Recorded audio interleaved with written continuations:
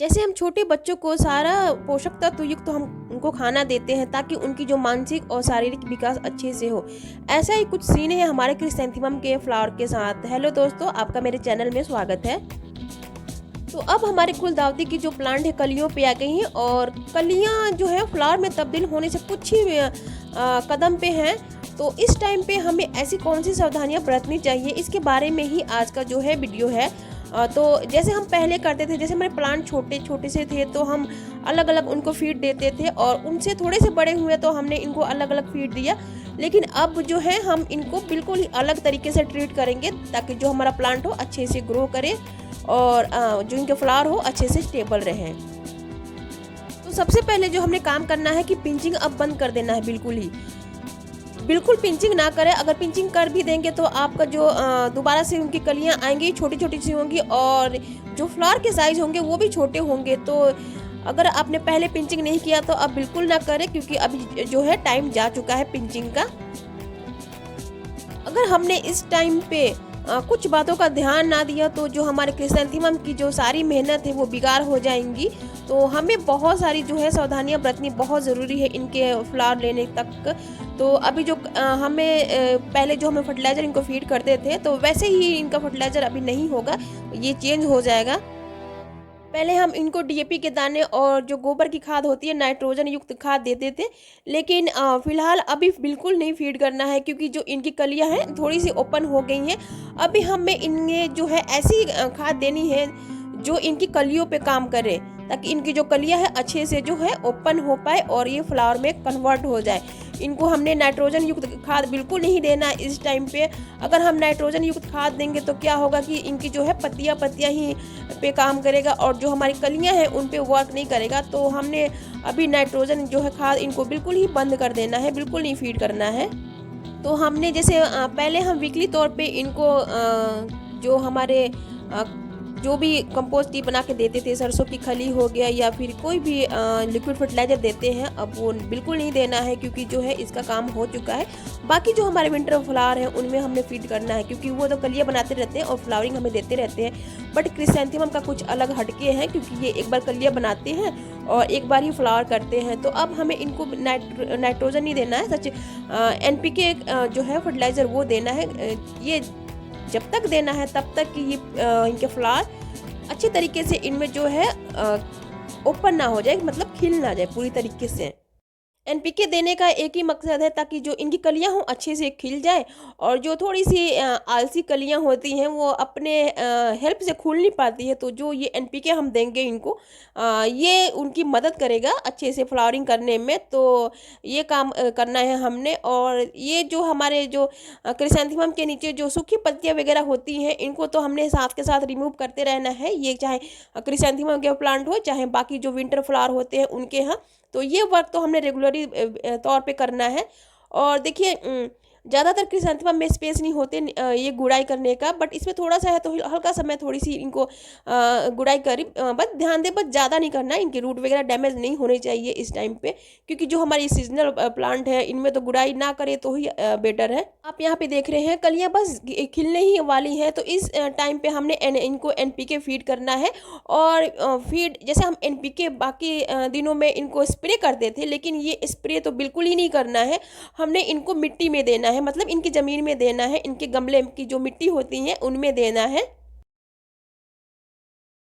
तो आज मैं अपने इस गमले में एनपीके फीड करने जा रही हूँ। तो मैं इनको एनपीके डिज़ोल्व करके और इनके जो मिट्टी है इनमें दूंगी। तो ये देखिए एनपीके है, ये वाइट कलर का है, इनमें भी दो तीन कलर आते हैं, पिंक में भी आते हैं और ब्लू में भी आपको देखने को मिल जाएगा। तो मैंने देखिए 2 कप पानी लिए हैं और इनमें मैंने डालने हैं हाफ टी स्पून जो है एनपीके है वो डालने हैं। और ये जब तक करना है तब तक कलिए प्रॉपर ओपन नहीं हो जाते, और ये 7 से 8 दिनों के गैप में करना है आपने रेगुलरली। और जब एक बार फ्लावर अच्छे से खिल जाएंगे तो आपको कुछ करने की ज़रूरत नहीं होती है सिवाय सिर्फ पानी देने की। तो यहाँ पे मैंने हाफ टी स्पून इनमें देखा डाल दिया। और ये इनको थोड़ा सा टाइम लगता है ये घुलने में, तो 5 मिनट आप इनको छोड़ दें तो ये अच्छे से घुल जाएंगी। तुरंत डाल के तुरंत इनको प्लांट में ना डालें, क्योंकि ये घुलनी भी ज़रूरी है, अच्छे से इनमें पानी में मिक्स हो जाए।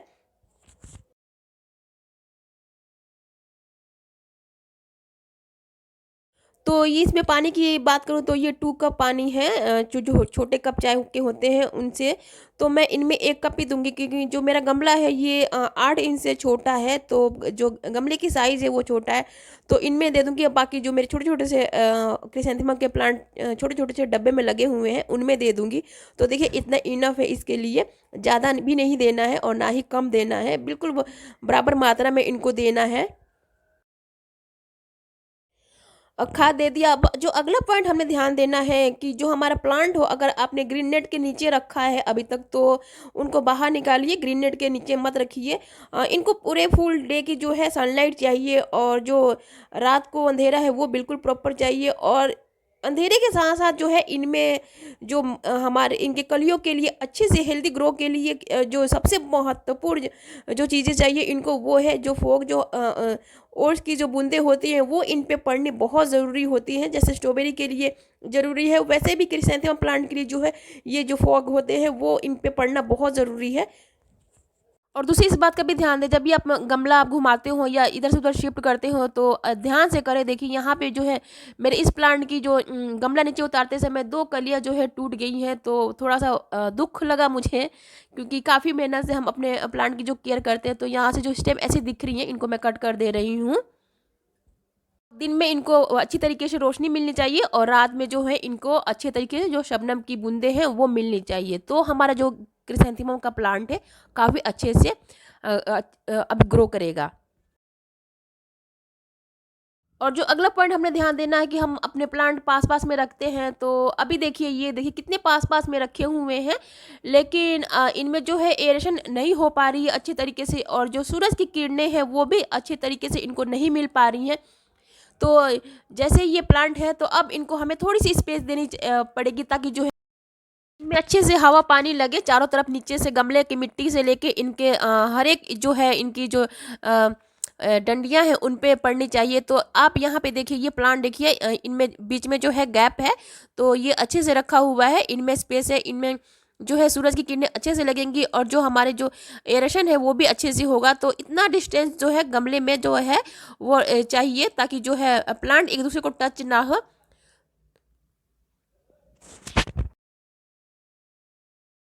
और जो अगला पॉइंट हमने ध्यान देना है कि जैसे हमारा गमला एक ही जगह पे पड़ा हुआ है, हमने उनको हिलाया बिल्कुल नहीं, तो हमने इनको सर्कल में घुमाना है। हर एक दूसरे दिन इनकी जो है पोजीशन चेंज कर देनी है, ताकि बाई चांस अगर उनको धूप नहीं लग रही हो दूसरे पास से, तो अगर हम घुमा देंगे तो उनमें भी प्रॉपर अच्छे तरीके से धूप लगेंगी, और अच्छे से इनका जो है ग्रो करेंगे। तो ये काम जो है करना बहुत ज़रूरी है, चारों तरफ इनको अच्छे से हवा पानी लगना बहुत ज़रूरी है। और जो लास्ट पॉइंट और मोस्ट इम्पॉर्टेंट पॉइंट हमने ध्यान देना है कि अपने प्लांट को ऊपर से गीला बिल्कुल नहीं करना है, क्योंकि अगर हमने गीला कर दिया तो इनकी कलियां आधी ओपन हुई पड़ी हैं, तो उनमें फंगस वगैरह लगने के डर रहते हैं।